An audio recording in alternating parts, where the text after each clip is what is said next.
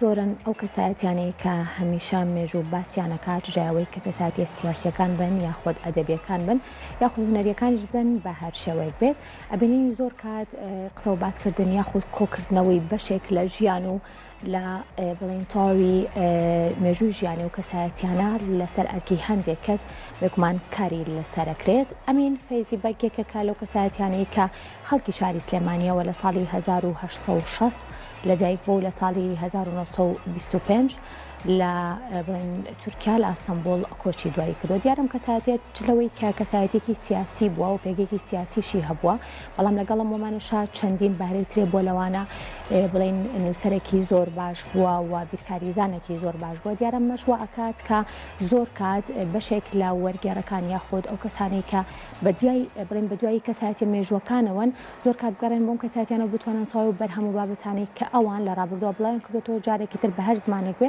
وەرگێڕێتە سەر زمانی شیرینی کوردی. لە ئێستا دەشتەکانی ئەمین فەیزی بەگ بێگومانێکێکە لەو کتێبانەی کە بە زمانی تورکی عوسمانی نووسراوە و هەوڵدراوە کە لە ڕێگەی زۆر بەڕێز سامان مستەفا ڕەشیدەوە کە بەڕێزیان وەرگێڕن وەری بگێڕنە سەر زمانی کوردی و پێشکەش بە کتێبخانەی کوردی بکەن.